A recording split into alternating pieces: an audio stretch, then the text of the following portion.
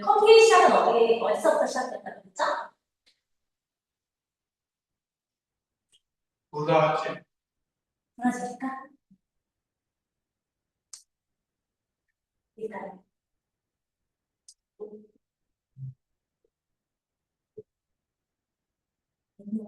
이티오피아에서 시작했어요. 중동 지역에서 시작해서 이게 유럽으로 넘어왔고, 그리고 오늘날 현대사 모든 곳, 세계 곳곳에 다 자리를 하게 됐죠.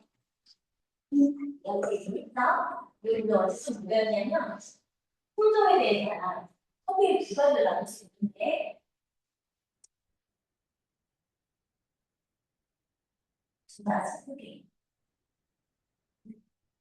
헬리오시아나 아라비카 들어봤어요? 아라비카 언어는 아니고 중 하나는 로부스타. 이게 두 가지가 들어요. 이 두 가지 차이점은 얘는 고산지대에 자고 그리고 얘는 병충해에 취약해서 열매를 많이 수확할 수가 없어요. 그래서 얘는 산미가 더 묻어나지기 때문에 그래서 스페셜티라고 들어보셨어요? 일종의 고급 커피. 이 아라비카에서는 고급 커피 즉 스페셜티. 이렇게 프리미엄에 붙는 커피들은 이쪽은 거의 생산율이 한 20% 정도 조금 차지. 왜요? 아까 말씀드린 대로 열매를 많이 얻을 수가 없으니까. 반면에 로부스타는 우리가 흔히 카페에서 먹는 것들이 다 로부스타라고 생각하시죠. 로부스타는 얘는 아까 산미가 있다고 하면 그냥 약간 고소하고 묵직한 바디감이 약간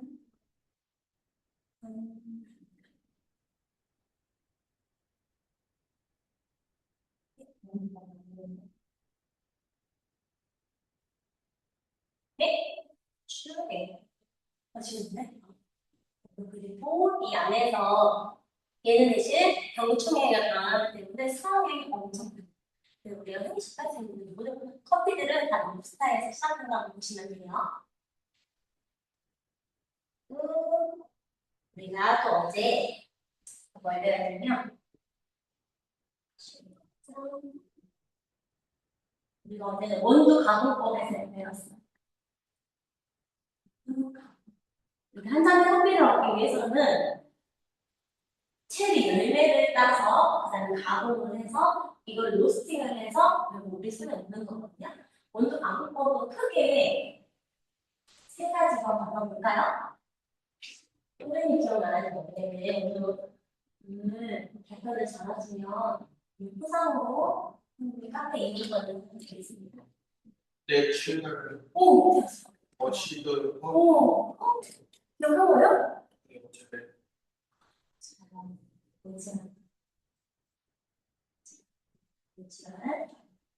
거기 다음 거나 허니 가는 거. 말이 어려운 것 같지만 쉬워요. 열매를 수확하면 열매 그냥 그 자체를 전식으로 가공을 하고 그리고 얘는 완전히 피를 밖에서 알맹이만 떨어져 물에 씻어서 말리는 과정이에요. 그래서 얘는 보통 산미라고 해요. 그리고 얘는 반대로 무슨 맛입니까? 약간 고소한 거가 그리고 단맛이 강해요. 열매 그대로 녹였으니까 단맛이 들어있습니다. 그래서 보통 그럼 스페셜티는 어디 쪽에 가까운가? 스페셜티는 산미가 많이 묻어나지기 때문에 이쪽에서 보통은 스페셜티가 여기서 선생님을 받는 거예요. 그리고 내추럴과 머시드 이 사이의 가공법이 허니예요. 허니는 혈액을 완전히 벗겨내지 않고 조맥을 좀 일부 남겨서 그래서 이 단맛과 산미 두 가지를 밸런스 있게 균형감 있게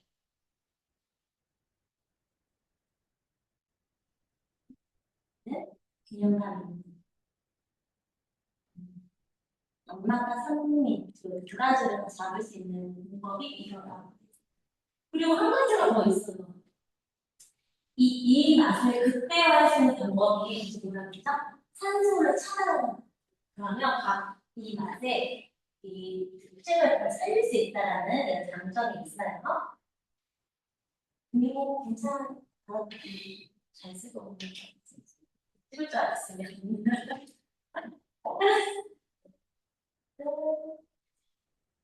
그리고 어제 마지막 에스프레소에 대해서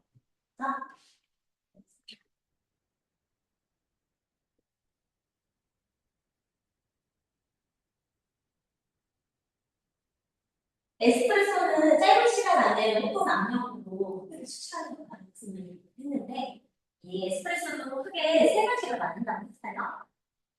혹시 기억나요?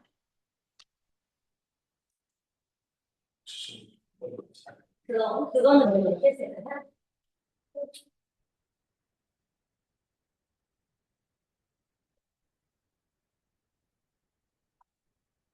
꼼꼼하게 집어넣는데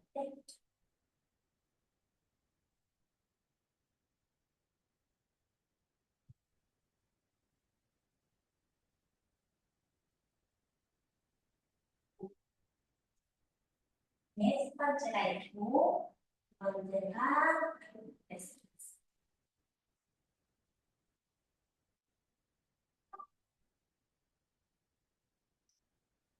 다 없어져 버렸네? 이게 아닌데? 조사하기. 그런 말이 있어요? 취소?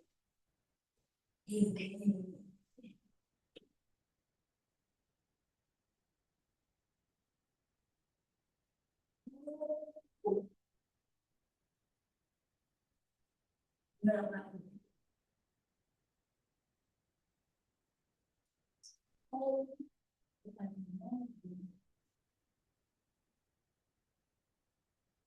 이 세 가지의 샷이 나오고 있는데 제일 많이 들어본 거는 이건지 우리가 이걸 비교를 해서 얘로 다양한 음료를 만들 수가 있어요. 카페에 제공이 되는 건데 여기에서 초코 시럽을 넣으면 카페에 녹아가지고 캐러멜 시럽을 넣으면 캐러멜 맛이 나 여기에서 이제 카카오처럼 넣을 수 있고 이게 이제 기준이 되는 거예요. 얘는 그 추출을 30.5ml 정도 수출을 하고 리스토랑트는 이게 시간으로 보시면 돼요. 물의 양을 적게 잡는 게 리스토랑트고 19분에서 20ml 정도 추출을 하고 에스프레소는 30.5가 돼야 되는 거예요. 리스토랑트의 특징은 짧은 시간이 있기 때문에 아주 진한 맛이 나오고 부드럽고 이 쓴맛이 적어서 이렇게 즐겨서 먹는 사람들이 좀 있어요. 얘는 단맛 맛을 있습니다. 얘는 20분에서 30ml. 롱고는 에스프레소는 얘는 또 맛의 특징은 산미에 적당한 산미가 있고 또 적당한 쓴맛이 있어요. 그리고 또 무슨 맛이 또 있을까요? 하나는 또 빠지지 않았구나. 또 무슨 맛을 느낄 수 있을까요? 맛도 느낄 수 있어요. 그래서 이 에스프레소로 가장 유명한 추출 샷이라고 보는데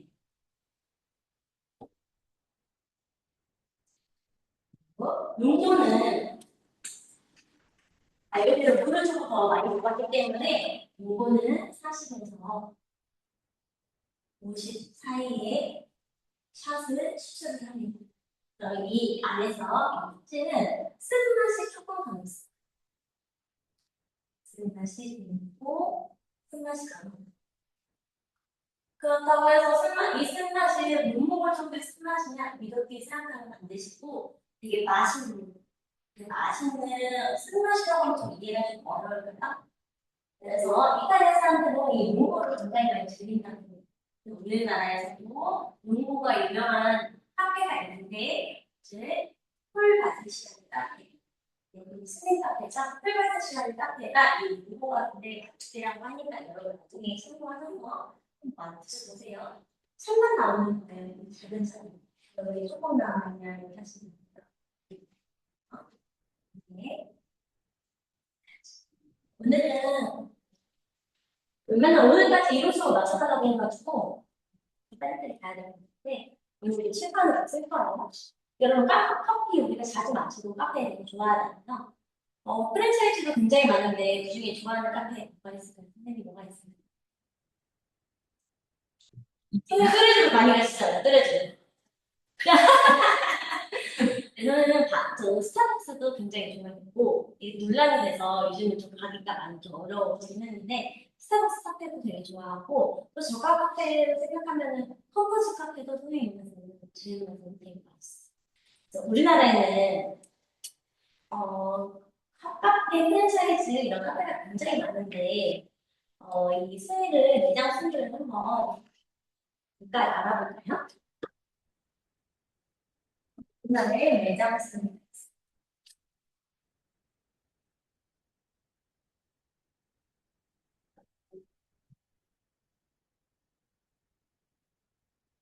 1위가 어딜까요? 전국에 우리나라에 제일 많은 매장을 갖고 있는 제일 많이 보유하고 있는 겁니까? 스타벅스. 스타벅스는 우리나라에서는 생각보다 많이 있어요. 근데 전 세계에서는 근데 그럴 만한 이유가 있는데 제가 설명해 드릴게요. 내가 우리나라에서 제일 1등이 아니죠. 제 매장 순위를 말하는 거예요. 맛의 순위가 아니에요. 매장을 많이 보유하고 있는 그 프랜차이즈가 내가 아니에요. 두 번째는 어디예요? 많이 요즘 많이 보이는 카페 생각해 보세요. 어디에 있을까? 민이 어디에 있거나 카페 어디가 많이 보였어요? 투썸 어떻게 알았어? 공부하고 왔나요? 네, 투썸은 죄송하게도 매출 순위 2위. 돈을 제일 많이 벌고 2위. 두 번째는 커피가 얘는 매장 수가 많아. 말씀을 드리는 거예요. 세 번째는 어디예요? 새로운 브랜드를 이게 원래 나 서울대학교 안에 있었던 카페였어. 참고 어딘가 세 번째 또 있어. 리비아 리비아 카페가 있어요. 이게 세 번째 매장 순위가 됩니다. 매장가 얼마나 많냐 하면 우리나라에 1,116개 정도가 있어요. 컴포즈는 2,882개, 리비아가 2,436개 매장을 지금 현재 가지고 있고 네 번째는 아까 혜린이 말씀해 주신 스타벅스가 4위 매장이 얼마나 있느냐 2천 점 점수 썼어요.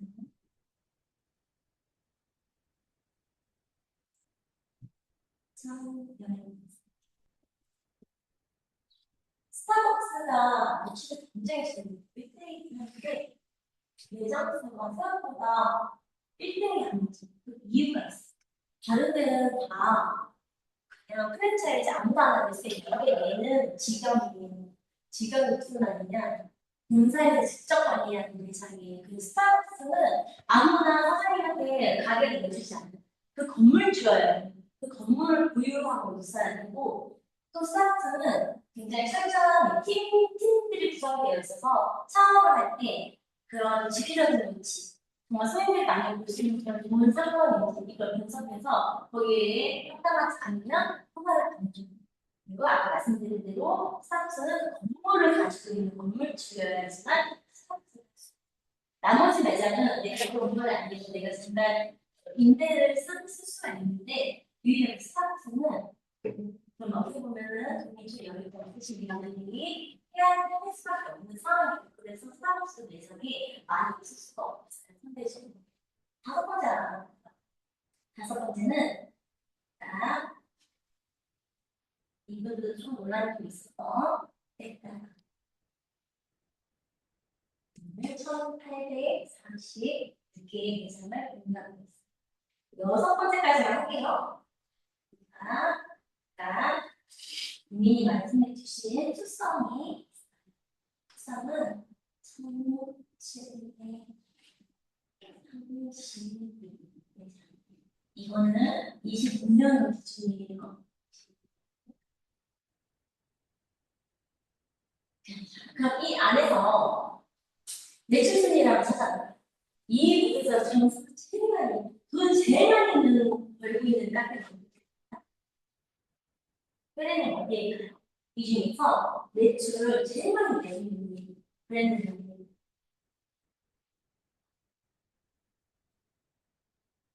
그래서 매출 확률 정하는지 어디가 제일 돈을 제일 많이 벌고 있어요? 고민님 어떻게 생각해요? 이 매장 중에서 돈을 제일 많이 벌고 있는 브랜드가 어디일까요? 사업? 사업? 맞아요. 스타벅스. 스타벅스는 그 매출이 어마어마한데 얘가 1위 매출이 얘는 무려 3조 2천억. 이거 가늠도 안 되는 금액이거든요. 1년에 3조 2천억. 엄청나요. 왜냐, 2등을 보면 2위를 보면 알 수 있는데, 그럼 두 번째로 저는 잘 되는 데가 두 번째 매출 주는 것이요. 두 번째는 투썸. 얘는 매출이, 얘네가 1년에 얼마를 버냐? 5,200. 보세요. 그리고 3위, 4위, 5위는 이 밑에서 조금씩밖에 안 떨어져요. 근데 보세요. 1위와 2위의 금액 차이가 나죠. 스타벅스는 현재 단가도 높지만 퀄리티 굉장히 좋아요. 아무래도 이제 카페 업계에서는 지금의 스타벅스 논란이 많이 있지만 그래도 명불허전이다. 스타벅스만한 카페는 실상 없다고 보시면 될 것 같아요. 이렇게 매출 순위가 세 번째로는 메가커피가 있고 또 네 번째로는 이디야 샷이 있고 다섯 번째는 여기에 들어있지 않지만 폴바즈 제가 말씀드렸던 폴바제스는 성수기 가보셨어요? 카페 가시는 것도 좋아하시죠? 안 가봤어요. 우리 천안에 한 카페가 있어요. 이렇게 일목도라고 할까요? 구성도 원성도 그쪽 가는 쪽에 있으니까 나중에 경험을 해보시면 좋을 것 같아요. 그리고 6기가 컴포즈, 7기가 뺐다가 이렇게 등등등등 이렇게 매출 순위가 나눠지고 있어요. 오늘은 우리가 스타벅스에 대해서 오늘 조금 깊게 파보자. 그래서 스타벅스에 대한 영상을 또 먼저 한번 살펴볼게요. 아무래도. 네.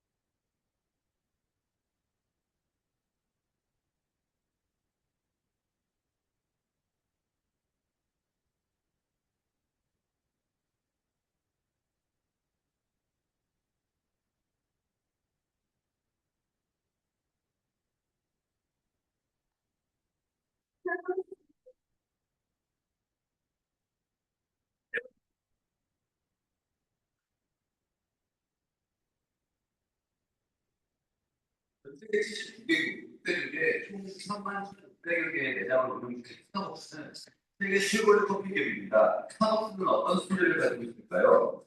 오늘 스타벅스에 대해 알아보겠습니다. 바로 가시죠. 1942년 미국에서 세 아이가 태어납니다. 이 아이들의 이름은 제리 볼빈, 고든 보커, 지브 시글. 세 명의 아이는 각각 캘리포니아의 샌프란시스코와 오클랜드, 미시간의 디트로이트에서 태어났습니다. 출신도 자라 환경도 동일하지만 이 세 명은 캘리포니아 샌프란시스코 대학교에서 만나게 됩니다. 볼빈과 보커 그리고 시글은 커피를 굉장히 좋아했습니다. 하지만 당시 미국에는 고급 커피는 찾기 힘들었고 박상 커피만 즐기했습니다. 어느 날 보커는 점심 식사를 마치고 커피를 마셨는데요. 하지만 커피는 맛이 없었고 왜 맛있는 커피는 없을까 생각했습니다. 이 커피 회사를 직접 만들면 어떨까 생각합니다. 볼빈과 시글도 찬성했습니다. 그래서 세 명은 고급 커피를 찾는 사람이 분명 있을 것이라 생각했고 직접 고급 커피 원과 그들을 취급하는 회사를 차리려고 결심하게 됩니다. 세 명은 이제 회사 이름을 고민하게 됩니다. 보호과가 소유했던 광고회사를 같이 설립한 해리 헤클러가 ST로 시작하는 단어가 파워풀한 것 같다고 말해줬습니다. 이에 세 명은 ST로 시작하는 단어를 고민하기 시작했습니다. 그러다 보호과는 회사 사무실에 걸려있는 오래된 공사지구를 보고 스타볼하는 마을을 발견했습니다. 보호과는 스타볼을 보고 나니 우비딕 책의 한 회사 이름이 스타벅이라는 이름이 먼저 떠오르게 되었고 결국 스타벅스로 이름을 정하게 됐다고 합니다. 정보 찾기를 잘했던 보호과는 커피 공급업체인 피치커피를 찾아냈고 피치커피를 찾아가 공급 계약을 하였습니다. 이렇게 그들은 1971년 3월 31일 첫 번째 스타벅스 매장을 오픈하게 됩니다. 첫 번째 매장은 시애틀의 2000 웨스턴 애비뉴에 오픈하게 됩니다. 당시 매장의 임대료는 137.5달러였다고 합니다. 1971년부터 1976년까지 영업하고 이후 1912 파이크플레이스로 이전하게 됩니다. 초기 스타벅스는 지금의 스타벅스와는 다르게 맛있는 커피를 팔지 않았습니다. 저 로스트된 커피 원두만을 팔았습니다. 첫 9개월 동안 46,000달러를 벌었지만 지출이 상당히 많은 게 수익은 그렇게 많지 않았다고 합니다. 그렇게 오픈 이후 첫 1년 동안은 피치커피에게서 커피 원두를 사며 사업을 이어나갔습니다.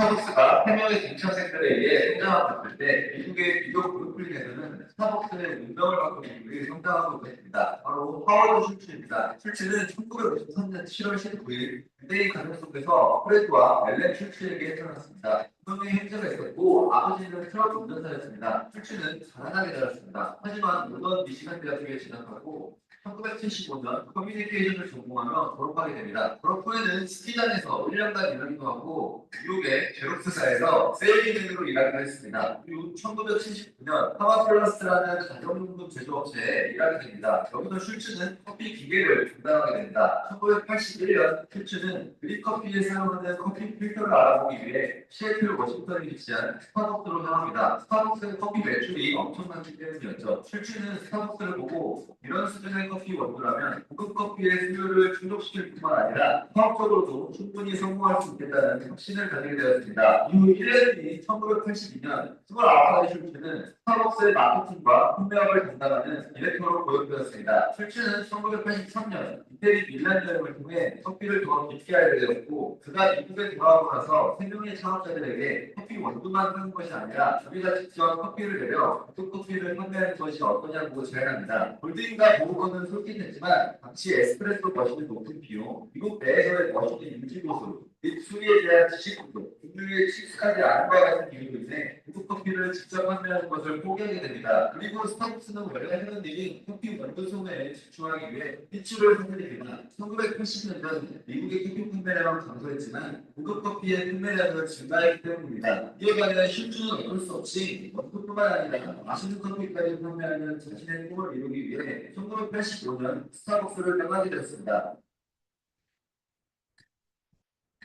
슐츠는 고급 커피의 수요와 사업 가능성을 직접 확인한 이후 자신만의 사업을 시작하기 위해 40만 달러를 투자받아야 했습니다. 이태리의 에스프레소를 미국에 소개했을 때 성공할지는 미지수였지만 슐츠는 자신을 믿고 밀라노에 있는 500개 넘는 에스프레소 바에 보냈습니다. 이에 자신 이곳에 휴대전화를 찾아갔지만 217곳이 거부했습니다. 또 하는 실패 끝에 실추는 마침내 스타벅스를 시도한 때문에 목표를 달성하기 위해서 10만 달러를 투자를 했고 결국 1982년 지오날레라는 이름의 커피 매장을 차리게 됩니다. 지오날레는 커피와 더불어 아이스크림을 팔았고 오페라 뮤직을 매장 문화로 사용하며 뮤지컬을 추구했습니다. 매장은 엄청나게 성공적이었습니다. 이에 힘입어 실추는 1987년 스타벅스를 380만 달러에 매입하게 됩니다.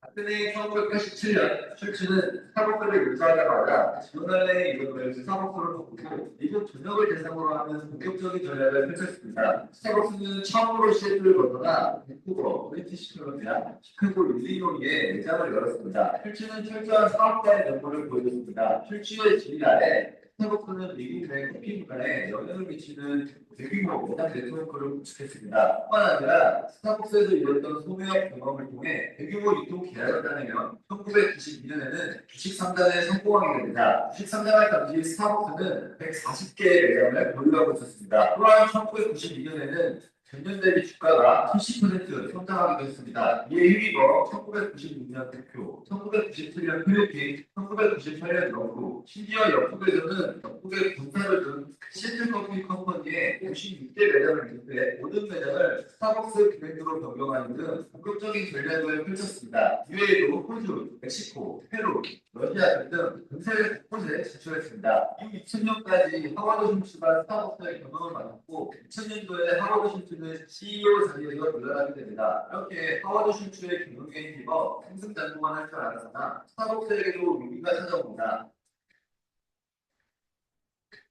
2007년, 2008년 금융위기가 일어나게 되고 스타벅스의 시장 점유율은 소비자 지출이 감소함에 따라 자연스레 줄기 시작했습니다. 뿐만 아니라 커피 전쟁이라 불리는 기업 경쟁이 시작되었습니다. 맥도날드는 저렴한 커피 가격을 내세우고 던킨은 회사 이름에 도너츠를 빼는 등 세계적인 브랜드화를 내세우며 스타벅스의 1위 자리를 압박했습니다. 실제로 스타벅스는 시장 점유율뿐만 아니라 주가마저 2006년부터 2008년까지 75%나 하락하고 2008년 순이익이 전년도 대비 반토막 나는 등 위기를 맞게 됩니다. 스타벅스가 위기에 직면하고 있을 때 구세주처럼 하버드 슐츠가 다시 등장하게 됩니다. 2008년 하워드 슐츠가 다시 CEO 자리로 복귀하고 파격적인 전략을 다시 가져옵니다. 이에 회사를 회생시키기 위해 직원을 배정으로 해고하고 수백 개의 매장을 폐쇄시켰습니다. 그리고 스타벅스의 직원들이 제대로 된 에스프레소를 만들도록 다시 교육을 시켰습니다. 뿐만 아니라 아메리카 및 기타 커피 생산 국가에서 커피 원두 공급망에 대한 네트워크를 다시 쌓아놨습니다. 결국 2년간 월커피의 연간 구매액을 2배로 늘렸고 2천만 파운드의 제일 좋은 커피 원두를 사들이게 되었습니다. 이러한 국격적이고 파격적인 기업 전략을 통해 2010년 순이익은 2배 이상 늘었고 주가 또한 원래 수준으로 돌려놓았습니다. 인정을 인정받은 하워드 슐츠는 2017년까지 스타벅스의 CEO로 진행이 됩니다. 자, 이렇게 위기를 극복한 스타벅스는 지금까지 다시 승승장구하며 성장하고 있습니다. 2011년에는 모바일 플랫폼을 출시해 온라인에서의 일지를 들었습니다. 이를 기반으로 스타벅스 카드, 기프트 카드, 마이 스타벅스 리워드 등 모바일 기구를 통해 자격들에게 스타벅스 사용 빈도를 높이게끔 만들었습니다. 이제는 사이드 오브가 스타벅스에 있어 빼놓을 수 없는 비중을 차지하고 있게 되었죠. 온라인 사업 또한 확보하게 되었고 애플리케이션과 연동하는 커피 브랜드 중 스타벅스만큼 잘 되는 브랜드는 찾기 힘들 정도가 되었습니다. 오프라인에서는 문화공간을 제공하고 온라인에서는 편리함을 제공했습니다. 여기에 스타벅스는 다양한 프로모션 제품을 통해 브랜드 이미지까지 확실하게 구축해 나가고 있습니다. 특히 국내에서는 프로모션 제품의 인기가 하늘을 찌르고 있습니다. 실제로 가방이나 다이어리 같은 프로모션 제품만을 바탕하는 구조가 미국과 한국에만 존재하는 것을 보면 한국에서의 일상은 엄청난 것 같습니다. 전 세계에서 많은 사랑을 받고 있는 스타벅스, 그저 커피 원두만을 팔았던 가게가 이제는 문화를 창출하는 브랜드가 되었습니다. 앞으로 스타벅스가 어떻게 변화해 나갈지 지켜보는 것도 재밌을 것 같습니다. 오늘은 스타벅스의 성장과 탄생 스토리에 대해 알아봤는데요. 재밌으셨다면 다음 기업 스토리도 놓치지 않게 볼게요. 스타벅스가 오늘날은 물란일사스의 욕을 먹고 있는 건 사실이지만 정말 스타벅스는 최고의 카페로서 성공했다고 보는 게 맞아요. 그래서 오늘날 3조에 이른 1년에 3조 이상의 매출을 얻는 등 많은 사람들의 사랑을 받고 있고 또 우리가 뭐 실제로 보면 그 스타벅스 텀블러 누구나 다 가지고 있는 애장용으로 많이 가지고 있잖아요. 실생활에서 이 스타벅스 없이 할 수 있을까라는 생각이 들 정도로 많이들 고민인 것 같아요. 스타벅스가 공식 슬로건이 있어요. 스타벅스 처음에 창출했을 때 이들의 목표가 있었어요. 표어라고 해야 되나? 인간의 정신에 영감을 불어넣고 더 풍요롭게 하자. 이를 위해서 한 분의 고객을 귀하게 생각하고 한 잔의 음료에 정성을 다하고 우리의 이웃에게 정성을 다하자. 이 슬로건은 멋있지 않아요? 고객들을 굉장히 생각한 표어라고 볼 수 있어요. 스타벅스가 성공한 이유는 맛도 맛이겠지만 남다른 마케팅이 있었다고 볼 수가 있을 것 같아요. 커피 한 잔을 우리가 사 먹는 이 경험이 단순한 경험에 그쳐서는 안 된다. 이 일은 커피 한 잔 사 먹는 이 일이 이렇게 특별할 수 있게끔 굉장히 노력을 했고 그리고 스타벅스는 집과 나의 일하는 일터 혹은 내가 공부하는 곳 그 외에 제 삶의 장소라는 의미를 주려고 노력을 했어요. 고객은 편하게 시간을 보내고 이 카페 안에서 즐기며 시간을 보내기를 바랬고 그 당시에 처음에 커피 문화가 카페는 흡연은 아무 데서나 했어요. 카페 안에서. 그런데 이 스타벅스는 유일하게 담배 연기가 커피 향과 섞이면 안 된다고 생각을 했기 때문에 최초로 매장 안에 흡연 구역 금지 구역을 먼저 시작했어요. 그래서 특별히 강조한 것이 다른 데서 느끼지 못한 스타벅스만의 분위기를 주는 것이라고 했어요. 남들에게 없는 다른 카페에서 찾아볼 수 없는 그 분위기를 제공함으로써 손님들이 더 특별하게 느껴질 수 있고 더없이 편안하게 있을 수 있는 그들의 노력이 성공의 비결이라고 볼 수가 있어요. 또 재미있는 것이 이 로고인데 스타벅스 로고를 여러분 지금 기억해 보시면 이 안에 그리스 로마 신화에 누가 나오죠? 이 안에 그리스 로마 신화에 나오는 사이렌이라고 하는 바다의 인어로 자, 이 사이렌은 달콤한 노래소리로 지나가는 배의 선원들을 유혹해서 죽게 만드는 것으로 알려져 있죠. 그것을 그 로고로 사용했어요. 네, 그래서 이처럼 많은 사람들을 이 커피로 흘려서 스타벅스에 자주 발걸음을 하게 하자. 그래서 이들의 로고를 사이렌으로 설정했다고 보시면 됩니다. 그리고 또 중요한 것이 있어요. 일하는 사람들의 복지를 누구보다 생각했다는 거예요. 매장에서 근무하는 모든 종사하는 사람들을 이 파트타임 비정규직으로 보지 않았고 직원들 사이에서는 이 호칭을 턱서라고 불렀어요. 즉 몇 개월을 얼마나 짧게 일을 했어도 이 수평적인 관계에서 서로 존경하면서 동료를 하자. 그 예로 우리가 스타벅스 카페를 가다 보면은 자기 이름 숫자를 쓰지 않고 다 닉네임을 쓰는 것을 알죠. 그래서 서로 매니저나 직원들이 직급이 아닌 닉네임을 부르면서 서로 인격적인 면에서도 존중을 해주고 이런 것들이 아주 훌륭한 방식이라고 볼 수 있어요. 그 외에 다른 카페들의 입지는 수준은 스타벅스를 따라갈 때가 아직은 없는 것 같아요. 그래서 스타벅스는 총체적으로 맛을 일관성 또 같은 매뉴얼과 레시피도 제공하는 것도 성공의 비결이라고 또 우리가 알 수가 있어요. 스타벅스의 성공 이유를 여러분 5가지로 크게 요약을 해준다면 첫 번째는 프리미엄 이미지를 신경을 썼어요. 오히려 저렴하게 시작하지 않았어요. 남들보다 더 비싼 가격에 커피를 시작했고 오히려 그 비싼 가격이 브랜드 이미지를 구축했어요. 그리고 소비자는 단순히 음료를 사는 것이 아니라 좀 더 세련된 공간과 특별한 경험을 이 가격 안에 녹여두면서 특별한 경험을 사게 한다. 이렇게 느끼게 해주지 않아요. 그래서 프리미엄 이미지로 성공을 했다고 보시면 돼요. 두 번째는 공간. 스타벅스에서 제일 중요하게 생각하는 게 공간입니다. 남들에게 없는 이 공간을 만들자. 자, 공간의 장악을 하고요. 이게 카페는 음료만 먹고 나가는 곳이 아니라 머무는 곳에서 사람들이 특별함을 느껴야 됩니다. 그래서 또 회의, 공부, 도서, 독서, 대화, 혼자만의 시간까지 모두 가능한 공간을 만들자. 집 1터 말고 제3의 쉴수 있는, 우리가 쉴 수 있는 편안한 공간을 만들자. 이게 잘 먹혀서 보시면 돼요.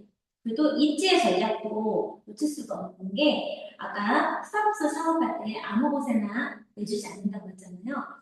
유동인구가 굉장히 많은 것뿐 아니라 브랜드 이미지가 만들어지는 곳에 들어갔어요. 예를 들어서 대학가는 오피스 상권이나 또한 대형 쇼핑몰, 그리고 백화점, 아니면 병원 등등 소비자들의 생활의 패턴 안으로, 동료 안으로 깊게 들어가서 사람들이 쉽게 찾을 수 있게끔 이렇게 전략을 세웠어요. 그리고 성공할 수 있었던 네 번째 비결은 아까 말씀드린 텀블러 같은 이런 굿즈와 시즌 마케팅이 굉장히 자, 풀컨식, 다이어리, 텀블러, 우리가 아니면 에코백이라든지 여깄자, 이 한정 MB 상품들이 굉장히 많아요.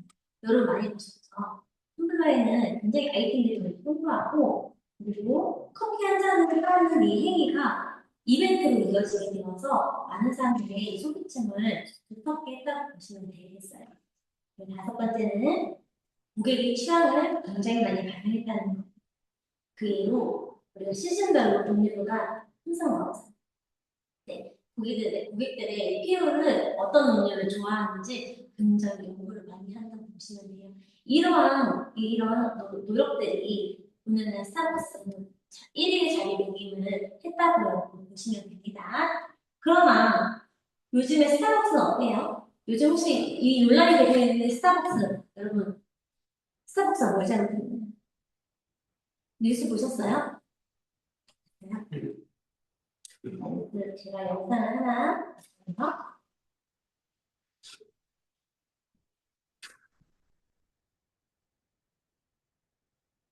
인플루언서가 아니에요.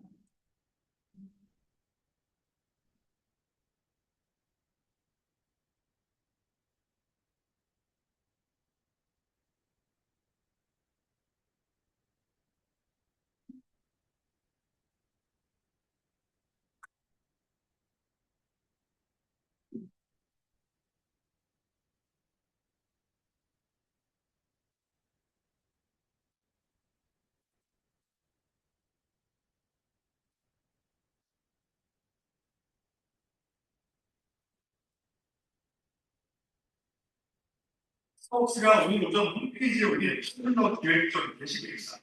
5월 18일에는 핑크데이라고 밝히는 표현이 있으며 대용량 텀블러를 판촉하는 내용인데 게시글이 올라온 직후 바로 논란이 휩싸였습니다. 5.18 민주화운동 기념일에 대형군의 핑크 투입을 허용시킨다는 비판이 쏟아진 겁니다. 인터넷 커뮤니티와 소셜미디어에서 왜 굳이 오늘 이런 행사를 하느냐는 질문부터 텀블러와 어울리지 않는 단어를 쓴 이유가 뭔지 궁금하다는 댓글이 줄이었습니다. 행사 페이지에 등장한 책상의 탁이라는 표현도 논란이 됐습니다. 1997년 박종철 노무치사 사건 당시 치안본부 관계자가 책상을 탁 치니 억하고 죽었다는 발표 내용을 떠올리게 해 부적절하다는 비판이 이어졌습니다. 논란이 거세지자 스타벅스는 해당 문구를 삭제한 뒤 행사를 전면 취소하기로 했습니다. 텀블러 시기식 프로모션을 진행하는 과정에서 부적절한 문구를 발견했습니다. 이로 인해 고객분들께 불편과 신뢰를 끼쳐드리자 진심으로 사과드립니다. 스타벅스는 하나문을 통해 행사 시점이 5.18과 겹치면서 광주 시민들과 고객들의 정서를 다 헤아리지 못한 마케팅이었다. 재발 방지를 위해 내용 시스템을 점검하겠다고 밝혔습니다. JTBC 김도훈입니다. 스타벅스 코리아 손정현 대표이사가 전격 경질됐습니다. 5.18 광주 민주화운동 기념일에 팬데이 이벤트를 진행할 책임을 부른 겁니다. 세계그룹은 팬데이는 물론 행사를 기획하고 주관할 담당인으로 책임을 물어 회의하기로 했고 관련 임직원 모두에 대한 징계 절차에 착수할 계획이라고 밝혔습니다. 앞서 스타벅스 코리아는 5월 18일을 팬데이라고 가리키는 표현을 쓰며 대용량 텀블러를 활성화하는 행사를 열어 비난을 받았습니다. 대형군의 핑크 투입을 연상시킨다는 비판이 쏟아졌습니다. 이 과정에서 책상에 탁이라는 표현이 있어 1988년 박종철 노무치사 사건을 비하했다는 지적도 나왔습니다. 논란이 커지자 스타벅스 측은 해당 문구를 삭제한 뒤 행사를 전면 취소하기로 했지만 논란은 가라앉지 않았습니다. 선물로 신규 프로모션을 진행하는 과정에서 부적절한 문구를 발견했습니다. 이로 인해 고객분들께 불편과 심려 끼치는 점 진심으로 사과드립니다. 이재명 대통령도 강하게 비판했습니다. 이 대통령은 소셜미디어에 대한민국 공동체와 기본적 인권, 민주의 가치를 부정하는 저지 장사치에 비인간적 막장 행태에 분노한다고 썼습니다. 또 상응하는 도덕적, 행정적, 법적, 정치적 책임이 주어져야 한다고 지적했습니다. 5.18 민주화 노동 방해 탱크데이라는 마케팅으로 논란을 빚은 스타벅스가 지한 건 사실입니다. 하지만 온라인상에서 스타벅스를 향한 분노가 이어지고 있습니다. 스타벅스 텀블러를 망치고 내려치고 어글자를 킹상 주방됩니다. 스타벅스 굿즈들을 상자에 내다버린가 하면 환불카드 충전 금액을 환불한다는 인증이 기록을 있습니다.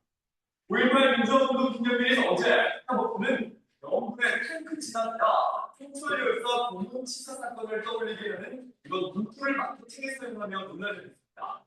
이재명 대통령 역시 대한민국 공동체와 기본적 인권, 민주주의 가치를 부정하는 이런 저질 장사치의 비인간적 막장 행태에 분노한다며 5.18 유가족 피해자들에게 사과를 했습니다. 난 어조했습니다. 스타벅스 코리아는 잘못된 표현이 담긴 마케팅이었다면서 5.18 민주화운동 유가족들을 향해 재차 사과를 했습니다. 정용진 신세계 그룹 회장이 관련 임직원 모두에 대해 강력한 징계를 직접 지시했지만 분노는 쉽게 사라지지 않는 모습입니다. 여기까지요. 스타벅스가 뭘 잘못했어요? 이 탱크데이의 이 프로모션 논란으로 인해서 요즘은 재없는 많은 직원들이 매질을 당하고 있어요. 스타벅스의 잘못된 점은 우리나라의 과거 아픔을, 역사의 아픔을 끄집어내고 인상시켜서 많은 이들에게 또 유가족들에게 고통과 상처를 주고 그래서 많은 사람들의 분분이 일어났죠. 그래서 아까 보신 대로 칠레지 영상은 사람들의 화를 표현했다고 보면 될 것 같아요. 그래서 우리가 이 일을 알 수 있는 건 우리가 좀 얻고자 하는 메시지는 아픔의 역사를 웃음거리로 묘사해서는 절대로 안 된다. 항상 우리가 잘 되면 잘 될수록 초심을 잃지 말고 자만함을 빠지지 않고 겸손함을 유지해야겠다는 이런 생각을 들게 해주는 이런 사건인 것 같아요. 자, 그래서 이번 사건으로 인해서 이미지 추락은 이 신뢰도를 잃은 고객의 신뢰도 하락은 돈으로 환산할 수 없을 만큼 굉장히 치명적이에요. 자, 어렵게 읽어놓은 이 일터가 이 기업의 이미지가 무너지는 것은 정말 한순간이라고 보시면 될 것 같아요. 순간에 잘못된 선택에 얼마나 많은 것을 놓치게 하는가 우리가 잊지 말고 우리 삶에 여러 방면에서 여러분들이 적용했으면 좋겠습니다. 마지막으로 스타벅스를 다시 한번 정리하자면 우리나라에는 스타벅스가 언제쯤 들어왔을까요? 원래 스타벅스가 1971년 미국 시애틀에서 제1호가 생겨요. 많은 사람들이 송지 순례를 가는 빵지 순례를 가듯이 커피 순례를 가는데 괜찮습니다. 네. 이분도 처음 뵙지만 저는 카페 바이블에 건조하시는 분이에요. 네. 이분 키워봤어요. 네.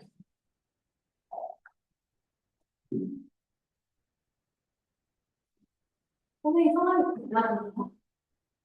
명찰도 같이 찾아주세요.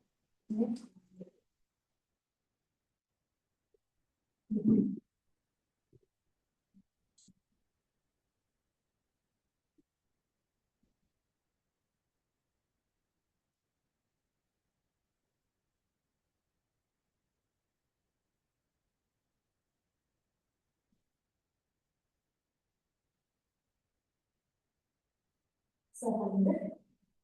양시원이에요? 네. 선생님, 영상은 따로 가지고 있는 거. 이거 따로 가지고 있죠? 네. 그래서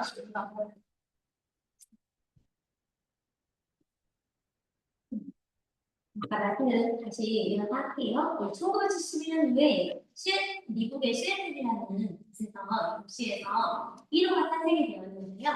많은 사람들이 궁금해서 이곳을 찾아간다고 해요. 찾아갔는데 가면 생각보다 커피 맛이 너무 비싸고 없어가지고 이게 왜 이렇게 허름한 곳에서 어떻게 시작이 됐나 싶을 정도로 그 의문이 있고 하지만 그래도 역사적인 의미에서 지금 되게 중요시하는 장소가 되었어요.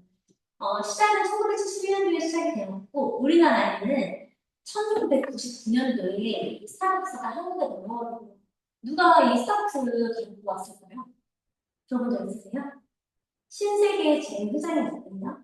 신세계 우리 큰 기업의 회장은 정용진 회장이 있어요. 이 사람이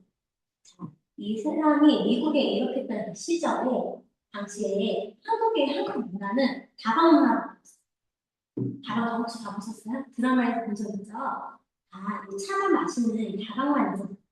그런데 미국 사람들 보니까 우리가 지금 일어나고 있는 일이 있잖아요. 테이크아웃을 하고 이 안에서 노트북을 하고 회의하고 이게 이미 미국에 있었던 거예요. 그래서 정영진 회장이 유학을 갔는데 너무나 신선한 충격에 빠져서 이거를 한국으로 갔어요. 그래서 1959년 우리나라에 처음으로 스타벅스가 창립되었다고 보시면 됩니다. 그래서 우리가 차 마시는 이 문화, 다방 문화에서 이제는 당장의 시간을 파는 공간을 만들고 싶어요. 그래서 혼자 앉아서 책을 읽을 수도 있게 했고 친구와 대화를 할 수도 있게 했고 노트북을 켜고 우리가 또 회의를 하거나 또 혼자서 과제를 하는 편안히 먹을 수 있는 이 공간을 만드는데 정윤진 회장도 집중을 하기 시작했어요. 그래서 더 유행을 더 이렇게 활성화될 수 있었던 비결은 유행에 민감한 당시에 서울의 미아요 대학교 그 앞에 한국의 최초의 스타벅스를 설립하게 됐어요. 그래서 지금도 많은 사람들이 이용을 하고 있는데 여러분 나중에 기회 되시면 한번 보면 좋겠습니다. 스타벅스는 어떻게 보면은 손님들을 배려하는 이 노력과 정성이 비전의 결과라고 생각해요. 그러니까 오늘 스타벅스를 통해서 알 수 있는 건 분명히 잘한 건 잘한 거예요. 근데 또 잘못한 건 또 잘못한 거예요. 우리가 오늘 이 두 가지를 정말 명확하게 볼 때 여러분 잘 판단하시면서 여러분 삶 속에 적용을 하시고 이렇게 보시면 될 것 같습니다. 자, 스타벅스까지의 강의가 저는 이제 쉬는 시간을 가질 건데요. 오늘까지 이론 수업을 끝내달라고 해가지고 마음 분주해요. 그래서 쉬는 시간 끝나고 이 다음은 내일부터는 현장 교육이기 때문에 정말 우리 현장에서 할 수 있는 이 카페의 루틴을 여러분에게 설명을 드려서 여러분들이 제 말씀을 잘 기억하시면 우리 고민님 카페에 취업하는 거 관심 있지 않았어요? 예전에 문의 주셔가지고 기억이 났는데 많은 사람들이 카페를 창업하고 싶어하고 일하고 싶어하거든요. 근데 선생님이 얘기 잘 들으면 이 살이 될 거예요. 그래서 여러분 어딜 가서 취직을 해도 무방할 정도로 선생님이 갖고 있는 노하우를 많이 알려드리려고 해요.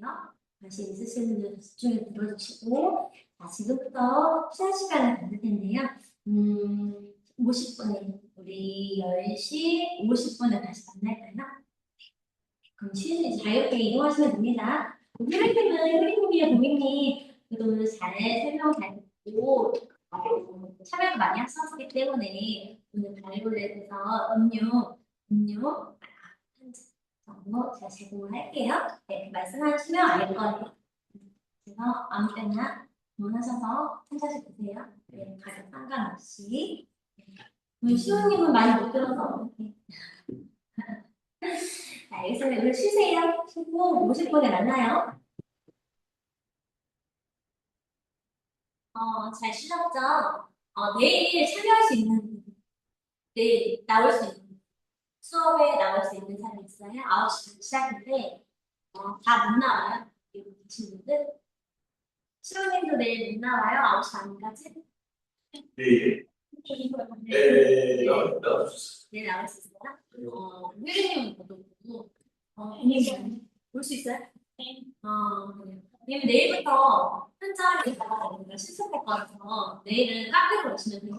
여기로 오시지 마시고 바로 카페로 카페로 바로 오셔서 우리가 카페에서 음료도 만들어 보고 여러 가지 음식을 한번 경험해 볼 수 있습니다.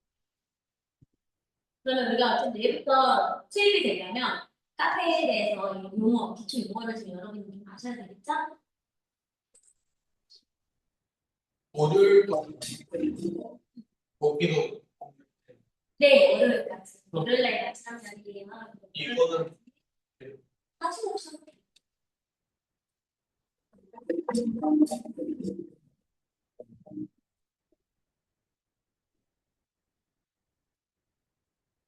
안녕하세요. 피기스 김민욱입니다. 오늘은 커피를 처음 시작하시는 분들과 함께 기초부터 차근차근 시작해보려고 합니다. 저도 다시 공부하는 마음으로 열심히 해보겠습니다. 커피 유튜브나 영상을 보실 때 커피 관련 용어나 도구, 명칭들을 알게 되시면 이해하기 훨씬 쉬워질 것 같아서 오늘은 에스프레소 추출에 필요한 도구와 용어들을 알려드리겠습니다. 우선 가장 많이 들어보셨을 에스프레소인데요.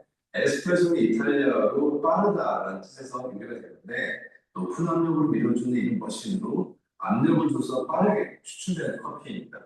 이렇게 압력을 줘서 빠르게 뽑다 보니까 기존의 드립이나 프렌치 프레스 같은 추출 도구에서 나오지 않았던 에스프레소 특유의 향미나 쫀득한 질감이 같이 나오게 됩니다.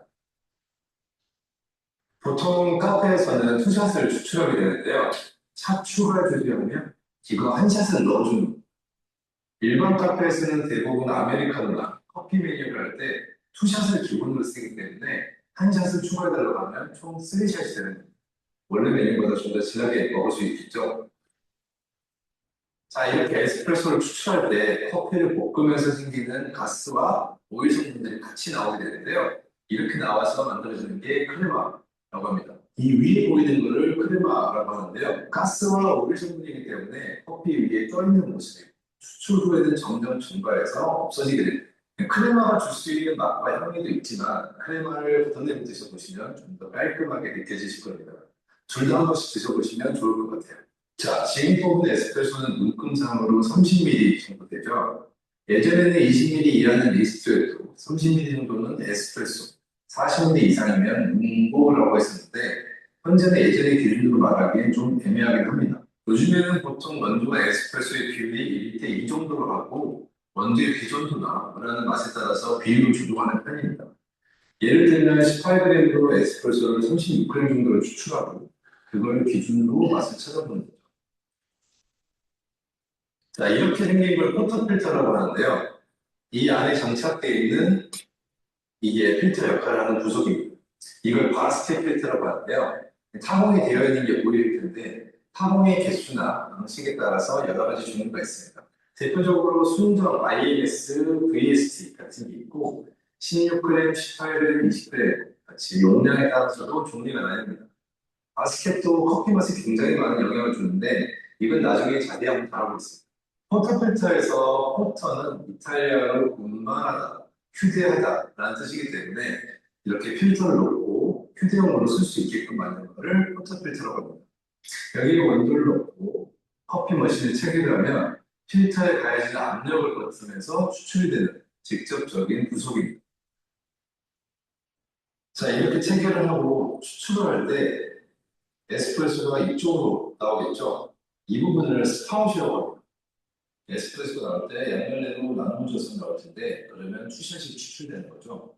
이걸 더블 스파웃이라고 하고 이렇게 한 샷만 추출이 되는 것을 싱글 스파웃이라고 합니다. 요즘에는 트리플 스파웃이라고 부르는 세 갈래로 추출되는 스파웃도 있습니다. 자, 스파웃은 좁고 긴 구조이기 때문에 청소하기도 힘들고 분리하기도 힘듭니다. 그래서 저는 항상 스패너를 사용합니다. 스패너 같이 좁고 긴 곳에 들어갈 수 있는 물건이면 아무거나 괜찮습니다. 이렇게 분리가 되거든요. 처음 분리하실 때는 생각보다 힘이 많이 듭니다. 힘이 들더라도 고객이 드시는 에스프레소가 닿는 부분이기 때문에 최대한 청결하게 해주셔야 됩니다. 그래서 최대한 자주 분리해서 꼼꼼하게 세척해주세요.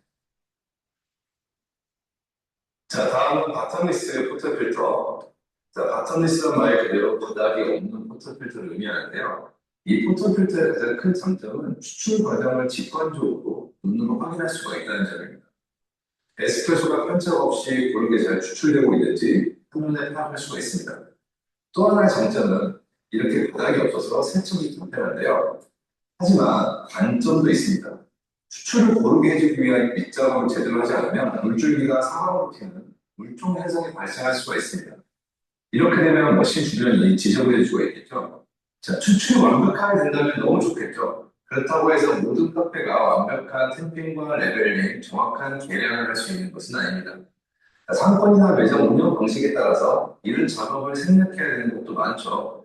이런 경우에는 스파웃이 달린 포터필터를 쓰시는 걸 추천드립니다. 결국 바텀리스 포터필터를 활용하면 추출 과정을 직관적으로 볼 수 있다는 장점이 있지만 그만큼 기술적인 숙련도도 중요하다는 점 꼭 기억하셔야 됩니다. 자, 다음으로 원두를 갈아주는 이런 기계들을 그라인더라고 합니다. 이 부분은 원두통인데 호퍼라고 합니다. 원두는 오일이 배어나기 때문에 기름이 많이 묻어나게 되는데요. 거친 수세미로 세척을 하게 되면 이 안쪽이 흠집이 많이 나게 됩니다. 이 흠집 사이에 오일과 이온질이 끼게 되는데요. 그렇게 되면 호퍼가 뿌옇게 되고 위생상으로도 좋지 않기 때문에 세척할 때는 손이나 부드러운 수세미로 살살살 세척해 주시면 됩니다. 호퍼 밑에 보시면 눈금이 보이시죠? 원두를 분쇄할 때 굵기를 조절해 주는 역할을 합니다.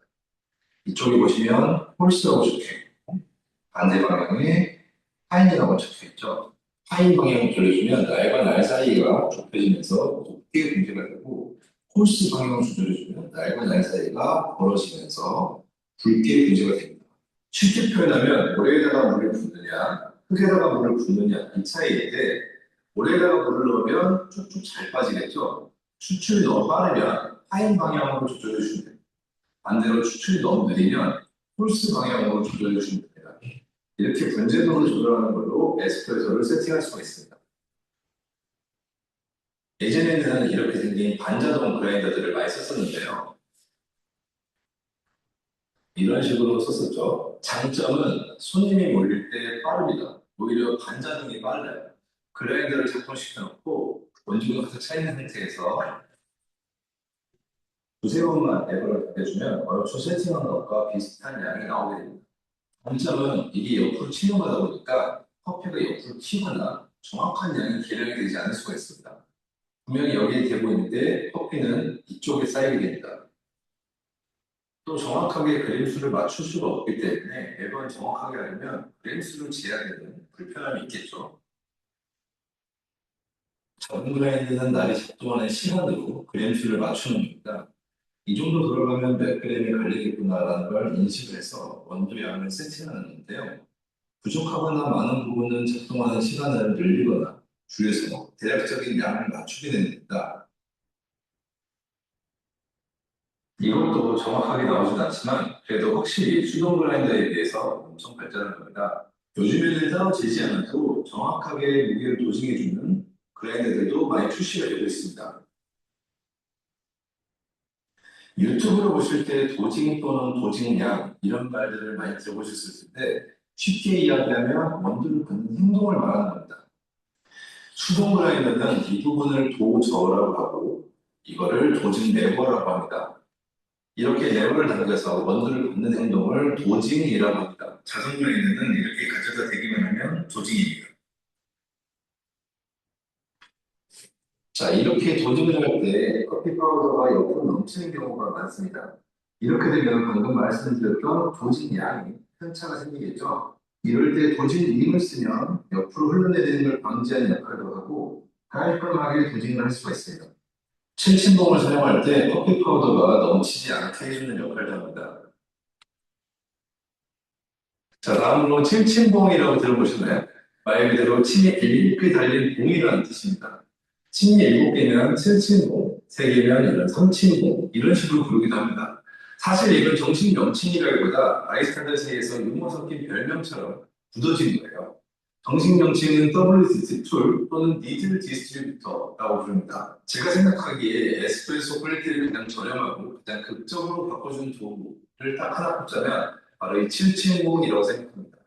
그라인더가 굉장히 고가에 좋은 그라인더라면 괜찮을 수도 있습니다.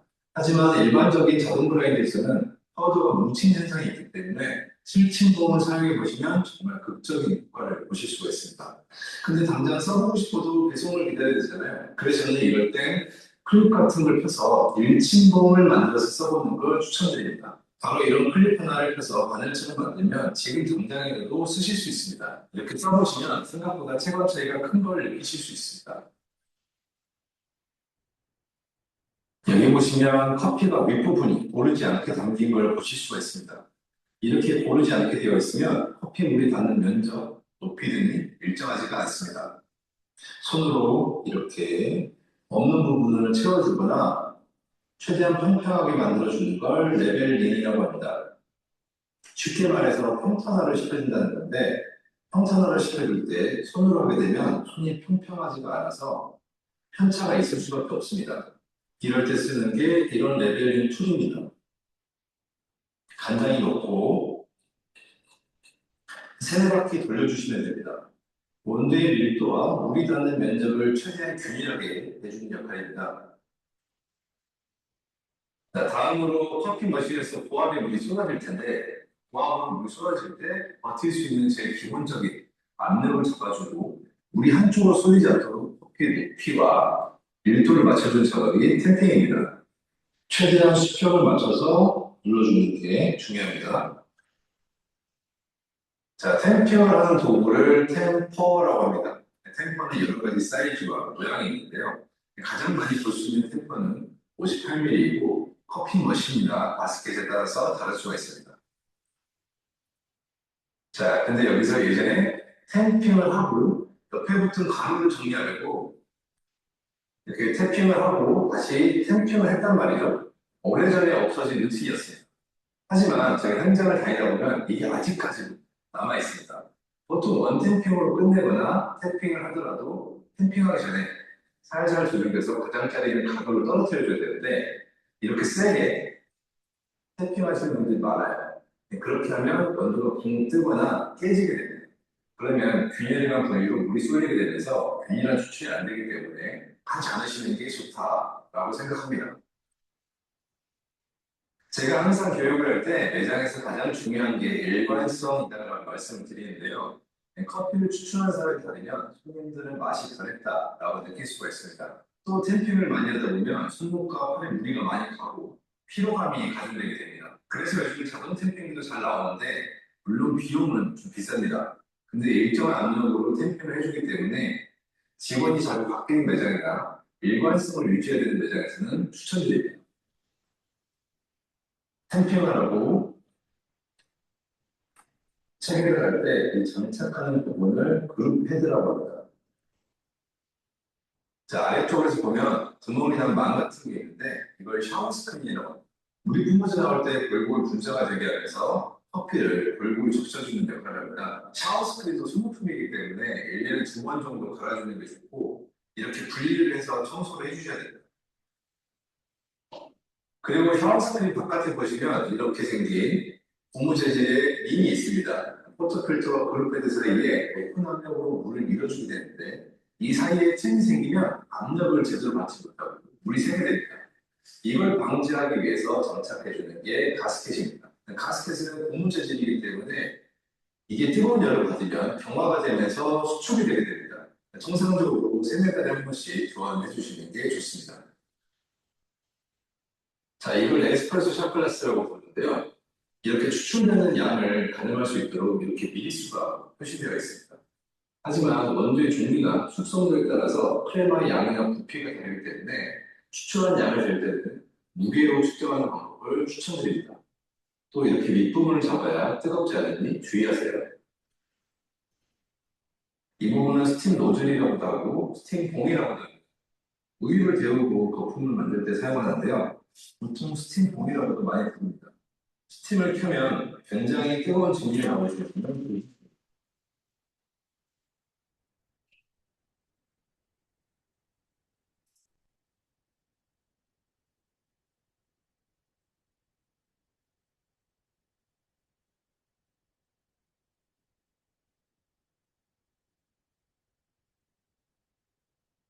저희가 쓰고 있는 머신기는 이런 풀터치 방식이라서 스팀 노즐을 틀어도 뜨겁지가 않습니다.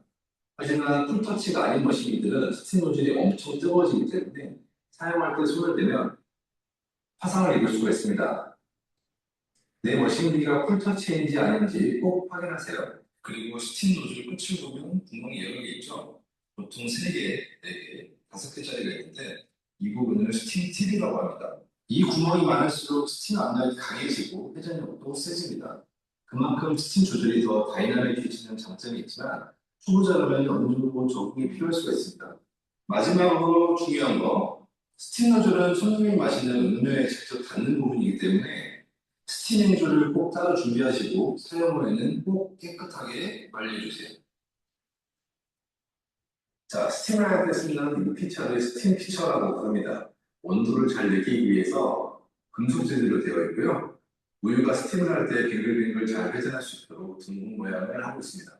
일반적으로 600ml 스팀 피처를 많이 쓰시는데요. 용량이 클수록 스팀을 했을 때 온 부품을 낼 수 있는 게 유리하기 때문에 난이도 측면에서는 큰 게 훨씬 편합니다. 오늘 간단히 용어들을 알아봤는데요. 저도 처음이라 많이 떨리고 미숙하지만 처음 시작하시는 분들께 조금이나마 도움이 되었으면 좋겠습니다. 열심히 하겠습니다. 감사합니다. 볼게요.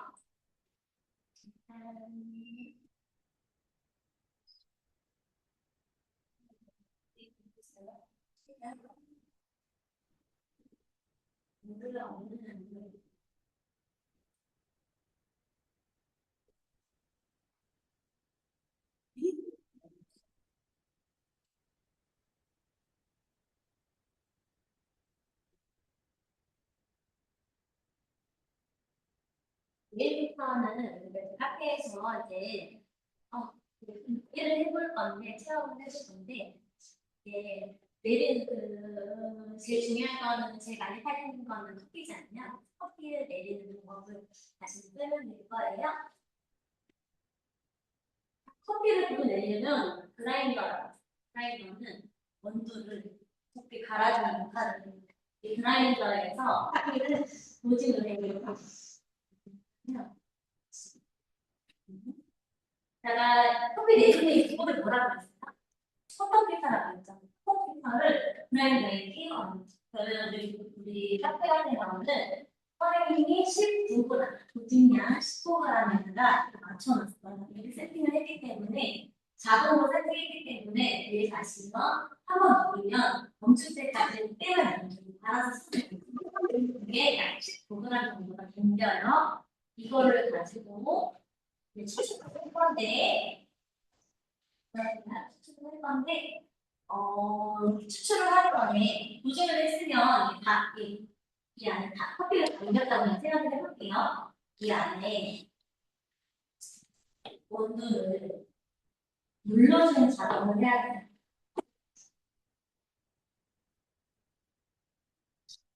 위에 올라가시면 우리가 밀도를 높이기 위해서 커피를 내려놔두면 수분이 쌓이거든요. 얘를 균일하게 편차 없이 내리는 게 굉장히 중요해요.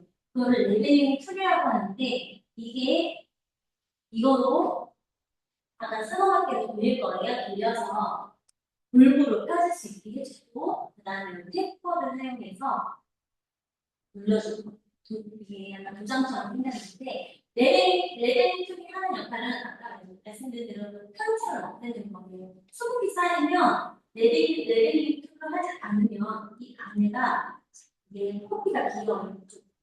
이기 때문에 레벨링 툴을 써서 여기에 모든 커피가 들어오게 골고루 꽉꽉 차게 해주는 역할을 해준다고 보면 돼요. 그리고 템포하는 역할은 얘를 밀도를 높이는 거예요. 꾹 눌러줘야 밀도가 단단해져야지 이곳에 물이 흘렀을 때 물이 천천히 거품오면서 커피의 맛을 다수 내려올 수가 있어요. 네. 만약에 이 안에 우리가 닿는다고 생각해볼게요. 예시를 들어볼게요. 네, 그 엉망이에요. 네. 이 안에 입자가 불공기 이렇게 있어요. 여기는 이렇게 막 식당 생각해보세요. 어디가 물이 좀 빨리 돼요. 우리가 커피 머신을 내리면 물이 압력으로 물을 내려주는데 이 중에서 어디가 좀 추출이 좀 빠를까? 어디가 더 빠를 것 같아? 잠시만요. 이게 가득 찌야 되는데 시간이 없으니까 어디가 좀 많이 물이 빨리 내려요? 고민이 어떻게 생각하세요? 물을 부었을 때 어디가 더 빨리 나와요? 그러니까 얘 모래라고 생각해보세요. 얘는 자갈과 모래가 있어요.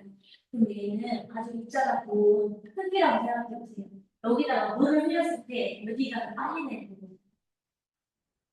당연히 이쪽이 빨리 내려가요. 왜냐? 이 공간이 크기 때문에 물이 슉 내려오는 거예요. 반면에 얘는 입자가 붓기 때문에 물이 내려오는 속도가 오래 걸려요. 이게 왜 중요하냐면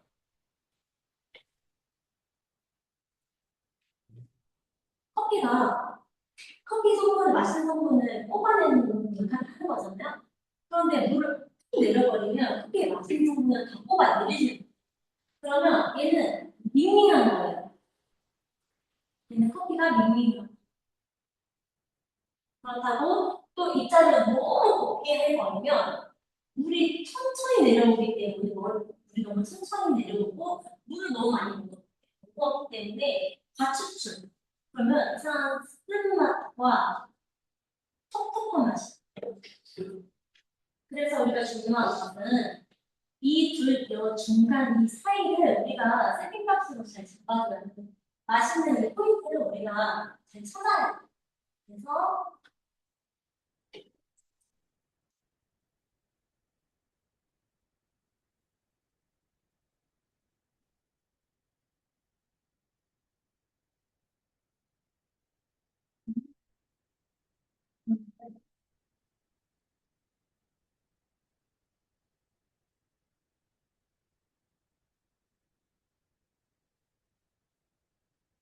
그나이더에서 우리가 도착할 때 커피를 얼마큼 내리냐고요? 카페는 16g의 주진량을 가지고 있습니다.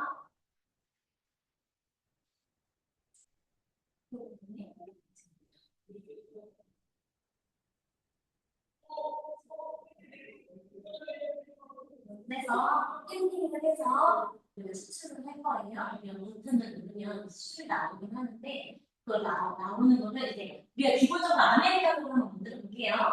이렇게 하시면 15g의 조직량으로 커피를 가지고 추출을 하기 시작하면 보통 15g의 2배수라고 보시면 돼요.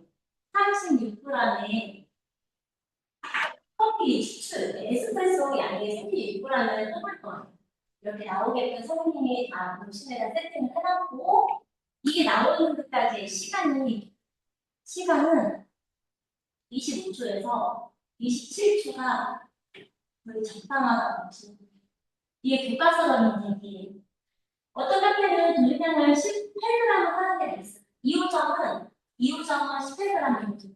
커피를 18g 내려서 여기에는 한 35g 정도 내리고 여기에 시간도 우리는 27초 정도 이렇게 사용을 하고 있어요. 이렇게 하면 한 잔에 샷이 나오는데 이걸 가지고 음료를 만들 때 아메리카노 보시면 그냥 톡 잠깐 줄 수 있습니다. 아이스 지금은 날씨가 덥기 때문에 제일 많이 소비되는 게 아메리카노. 컵을 보면 되게 쉬워요. 아이스 아메리카노 만드는 방법을 알려드릴게요. 이렇게 커피를 내려서 내리는 시간이 25초 정도와 25초, 27초 걸리잖아요. 이거를 이렇게 습관을 보고 있어요.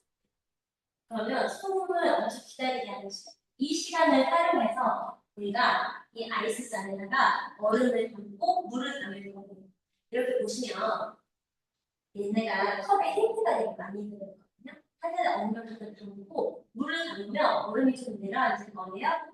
이 선 보이세요? 이 선까지만 항상 물을 부어주는 거예요. 물을 부어주면 이 남은 잔에다가는 샷을 붓는 거예요. 그렇게 해서 컵까지 덮어서 선생님한테 내드리면 한 잔의 아메리카노가 되는 거예요. 내일도 다양한 음료를 해줄 텐데 에이드도 예를 들어볼까요? 에이드는 만약에 내가 딸기 애들을 먹는다. 딸기청을 먹어야 될 거 아니에요? 딸기청도 여기 보시면 여기 선이 있어요. 여기까지 부어주시면 맛있는 비율이 되는 이 공장에서 이걸 괜히 이렇게 손을 만들어 놓은 게 아니에요. 이렇게까지 하면 적당할 거다. 이렇게 해서 여기다 담고 얼음을 붓고 사이드를 붓는 방식으로 해서 손님한테 서비스 받는 거고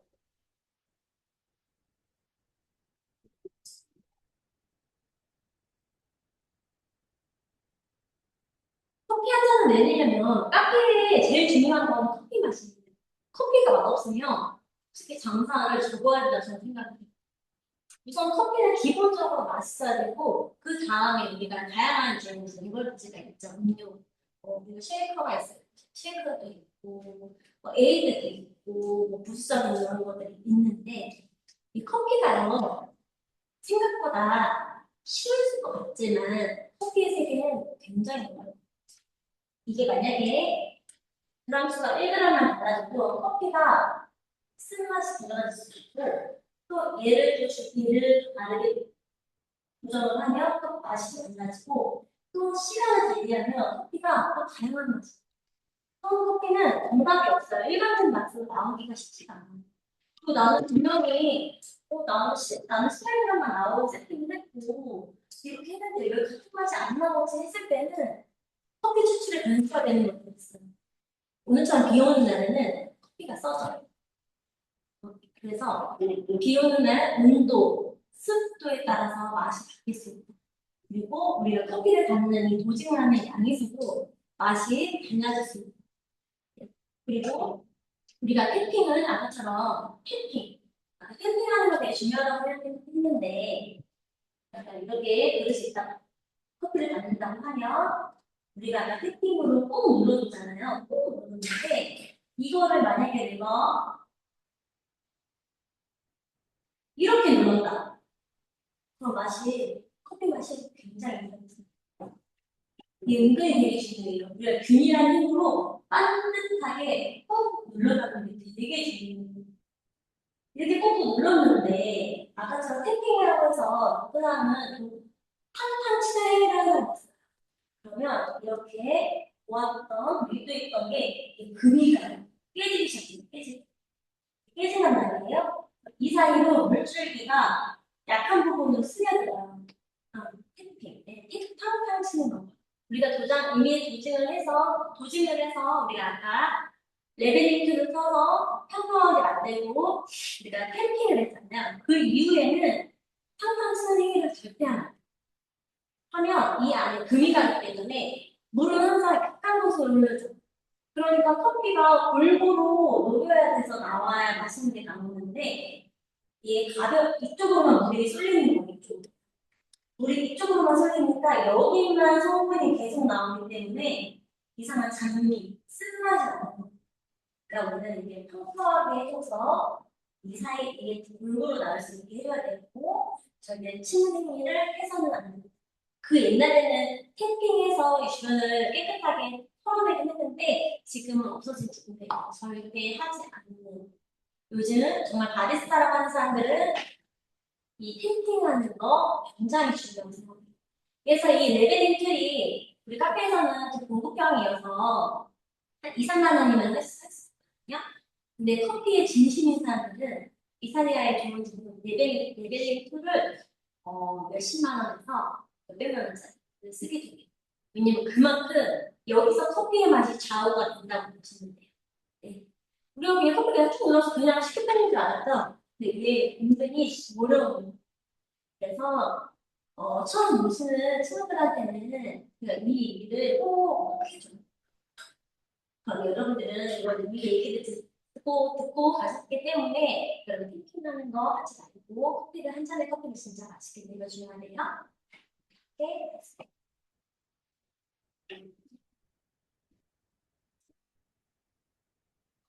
배운 거는 달라요? 배운 거는 달라요? 우리가 바리스타 갖고 있대요. 프리랜딩 바리스타 자격증을 가지고 있는데 그 바리스타 3급하고 2급은 사실 좀 쉬운 내용이 속해요. 아주 기본적인 것만 가르치는데 현장에서는 이걸로 가지고서는 하기는 쉽지가 않아요. 왜냐면 카페마다 추구하는 방식이 있고 더 심화가적으로 더 난이도가 더 있어야 돼요. 그래야 커피의 맛을 우리가 맛있게 내릴 수가 있는 거예요. 커피 한 잔이 생각보다 쉬운 일은 아니에요. 네, 그날그날 커피 맛이 달라지기 때문에 커피 진심인 사람들은 아침마다 세팅을 다시 해요. 정말 내가 이렇게 잘 나오고 있는지 수시로 많이 봐야 돼요. 그래서 프랜차이즈 클에서는 너무 바쁜데 언제 저울 재고 언제 시간 재고 이걸 다 할 수가 없잖아요.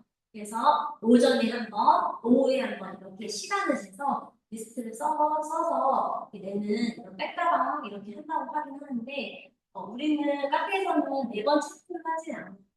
네. 메모하고 있게요. 네.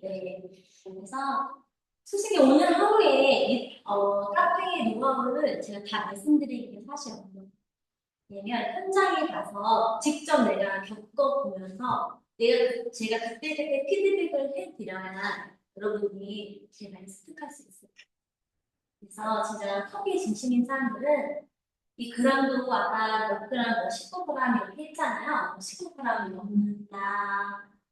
저울로 물은 180ml를 넣는다 이렇게 해요. 근데 이거를 진짜 바쁜 매장에서 저울을 다 잴 수 있을까요?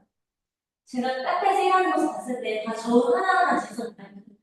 근데 사실 손님이 많은 매장에서는 이렇게 저울 사용이 굉장히 어려워요. 그래서 아까 컵을 보셨듯이 저울을 다 재야 되는데 우리가 다 재는 거예요. 왜 카페에 튀겠어. 일단 카페 일을 했었다. 했을 때 저를 됐어요. 있다고 됐어요? 맞아요. 왜냐면 개인 카페하고 큰 매장에 바쁜 매장, 큰 매장, 프랜차이즈. 큰 매장에서 하면 보통 이제 피처럼 할게요. 프랜차이즈가 많이 있어요. 이 글에 설정이 되게 우리 국민이 카페에서 일을 했다 보는데 개인 카페는 무조건 저를 좋아해요. 이게 정해져 있어요. 커피는 36g만 무조건 넣어야 되고, 물은 무조건 180 넣어야 되고, 사이다도 230만 무조건 넣어야 된다. 그리고 과일 시럽 같은 것도 소금 110g만 넣어야 된다. 이런 룰이 굉장히 많아요. 왜냐? 디테일하게 돼요. 개인 카페 손님은 엄청 바쁘고 막 사람이 100명, 200명 있는 카페는 한 잔 하루에 한 40잔에서 한 50잔을 판다고 볼까요? 이 정도면은 장사가 잘 되는 편이라고. 대신에 커피 한 잔의 값은 얼마일까? 개인 카페는 뒷단가를 할게요. 음료 한 잔의 가격이 비싸요. 하지만 이 안에 굉장히 퀄리티를 높이고 맛있는 음료를 내기 위해서 엄청 반면에 특차는 우리가 생각하는 메가로 생각해주세요. 메가커피 가격은 저렴하죠. 근데 되게 저울은 항상 제작하죠. 아까 보여드린 대로 음료 얼음을 얼마나 넣고 물 어디까지 넣어줘야 하는 융통선이 서로 암묵적인 약속이 있어요. 이렇게 하면 약간 대중성을 띠는 그냥 적당히 맛있는 그 적당한 맛을 우리가 느낄 수 있는 거죠. 그래서 우리가 알바를 할 때 개인 카페는 굉장히 까다로워. 여기는 되게 질이 섬세해요. 한 잔의 노력이 굉장히 하지만 솔직히 정성으로 따지면 프랜차이즈는 근보보다는 좀 그래서 이런 차이점이 좀 있어요. 고민이 어디서 알바해 보셨어요? 고민이 카페에서 일을 해봤어요? 실습 아니면 돈을 내가 벌어봤어요? 돈을 벌어봤어요? 카페 하면서 돈을 벌어봤어요?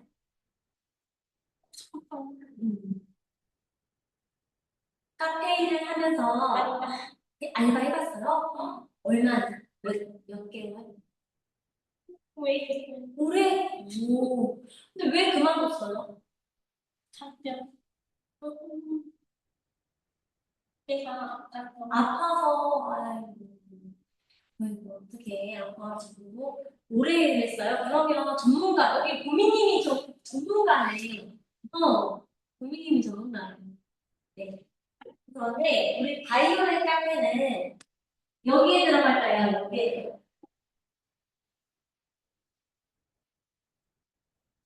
바이올렛 카페는 중간에 들어갔어요, 사실. 네. 그래서 선생님은 섬세함도 굉장히 중요하게 신경 쓰고 퀄리티를 느끼고 그 대신에 이 푸차에 가지고 있는 그 대신에 빨리 많이 팔아야 돼. 그러니까 바이올렛은 엄청 솔직히 일하기가 쉬운 곳은 아니에요. 왜냐면 퀄리티를 갖춰서 많은 사람들이 빨리 줘야 됩니다. 그래서 우리가 보통 개인 카페 우리가 아메리카노 기준으로 할게요. 이 원두 1kg가 있어요. 원두 1kg씩 판매를 많이 하는데 이 1kg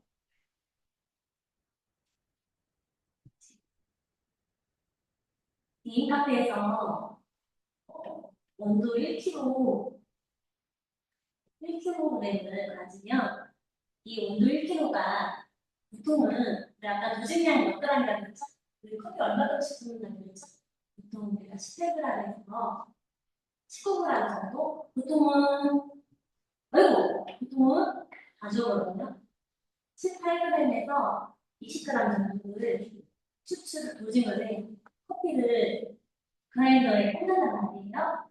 1kg 기준은 그럼 하루에 이게 몇 잔이 나오냐면 또 54잔 정도.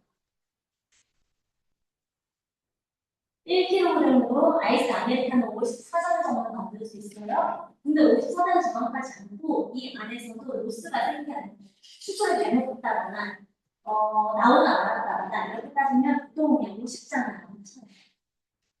근데 개인 카페는 하루에 이거 가지고 그러나 우리 바이올렛을 할 때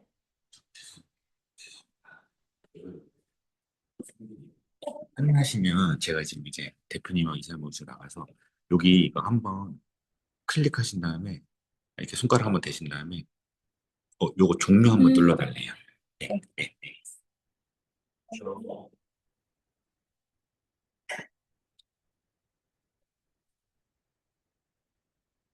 처음 문서가 나오는데 바이올렛을 보면 바이올렛을 얼마나 쓸 것 같아요?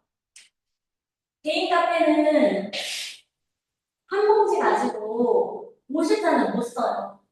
하나를 다 못 쓴다는 거예요. 아메리카노 하나를 다 못 쓴다는 거예요. 개인 카페가 보통 아메리카노 포함해서 음료 만드는 것까지 했을 때 50잔은 안 넣어. 이 50잔 안에는 커피가 들어있을 수도 있고 에이드가 들어갈 수 있고 생강차가 들어갈 수 있고 혼자 했을 때 50잔을 보통 넣지를 않아요. 그런데 바이올렛은 몇 킬로 쓸까요? 커피만 하루 몇 개 쓸까요? 그래서 커피 중에는 또 그러면은 몇 잔 정도 아이스 아메리카노 몇 잔 정도 50잔만 갔을 때 50잔. 네. 아메리카노 저희는 아메리카노만 150잔 정도 있어요. 네. 그리고 이 외에 생강차, 오레오 쉐이크, 딸기 라떼 이런 것들을 다 있고. 네. 프레디 망고요거트 스톡이 많이 드시잖아요. 많이 드시고요. 그것도 저희는 커피나 저울을 재지 않고 나머지는 다 저울을 네. 우리가 흐르님이 먹었던 레시피입니다. 일단 망고 요거트를 한번 만들어 볼게요. 망고 요거트 스무디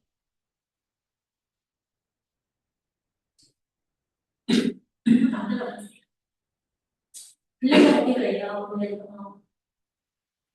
얼음을 갈아주는 용기에다가 블렌더에다가 진짜 이렇게 맞춰요. 여기에다가 우유 내용을 이게 우유 내용에 60g을 넣고 내일 만들어 볼 거예요, 여러분. 우유 그램을 150g 이렇게 넣어줄 거예요. 그리고 여기에다가 파우더를 넣어요. 어떤 파우더요? 여기에다가 맛있게 막 향미를 높여줄 수 있는 음,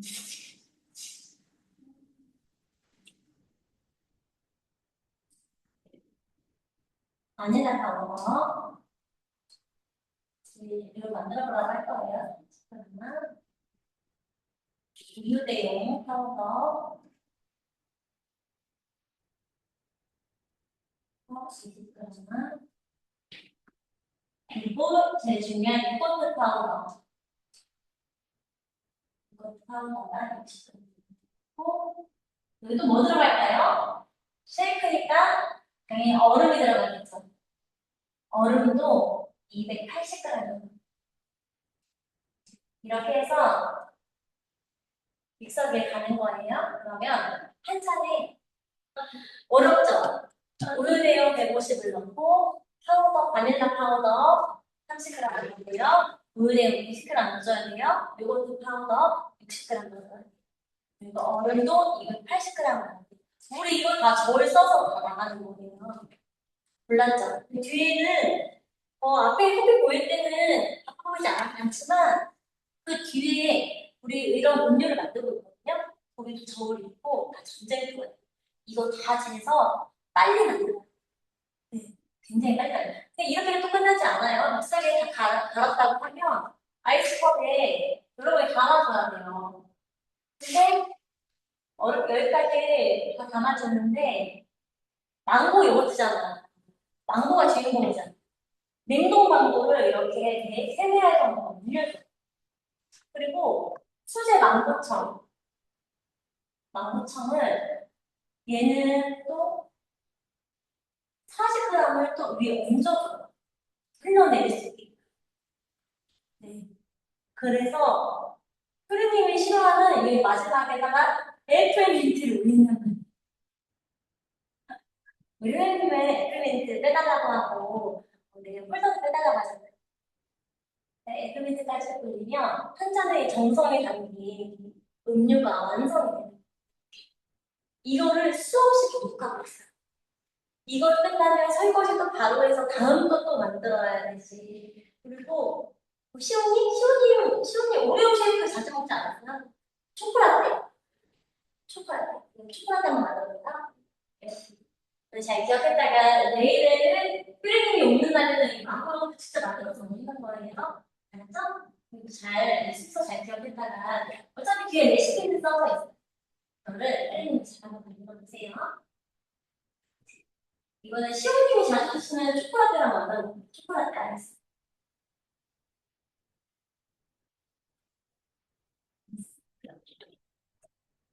초콜라떼도 저를 진단하는 우리가 초콜라떼 만들려면 우유가 필요해요. 우유가 얼마큼 들어가냐? 우유는 우리 카페 기준이에요. 카페마다 그런 수도 달라요.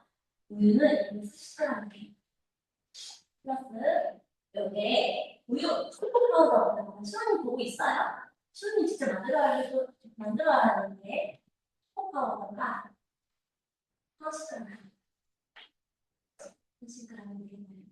그런데 이거를 옛날에는 요만한 거 피처에다가 우유를 넣고 손으로 수작을 했단 말이에요. 위어서 그럼 이거를 한 번만 했으면 팔이 괜찮아요. 근데 이게 5점이었는데 이게 왜 들어가면 팔이 안 움직여요. 이게 팔을 돌려야 되는데 몸이 움직이지가 않단 말이에요. 너무 힘들어서. 그래서 이 노동을 계속 줄여보자 해서 요즘 나온 게 로또 쉐이커가 있는 거 같아요. 요즘 운동하는 사람들이 되게 많아서 닭가슴살 그리고 일회용으로 먼저 쉐이크 자동으로 돌아가는 것은 우리가 지금 못 세워가고 있어요. 예전에는 블렌더도 써봤어요. 블렌더를 쓰면 단점이 있어요. 장점은 금방 돌리니까 시간적으로 좋아지는 효율은 좋아지는데 단점은 거품이 음료가 이게 다 거품이었어요. 하도 돌리니까 빠른 시간에 빨리 돌리니까 그러니까 이게 시간이 조금만 지나가면은 음료가 스님한테 나갈 때는 음료가 이만큼 죽어있어. 다 거품이 다 없어져 버린 거지. 그래서 너무 보기가 좋지 않잖아요. 그래가지고 블렌더도 지금은 안 써요. 지금은 오토쉐이커를 지금 쓰고 있어요. 카페에서는. 네, 오토쉐이커가 분자가 생겼어요. 텀블러처럼 생겼어요. 거기에다가 내가 우유도 30g 넣고 초코 파우더도 40g 넣고 물려요. 그러는 동안 얘가 한 돌아가는데 한 20초 정도 걸리거든요. 이 사이에 우리 뭐 할까요? 놀면 안 되죠.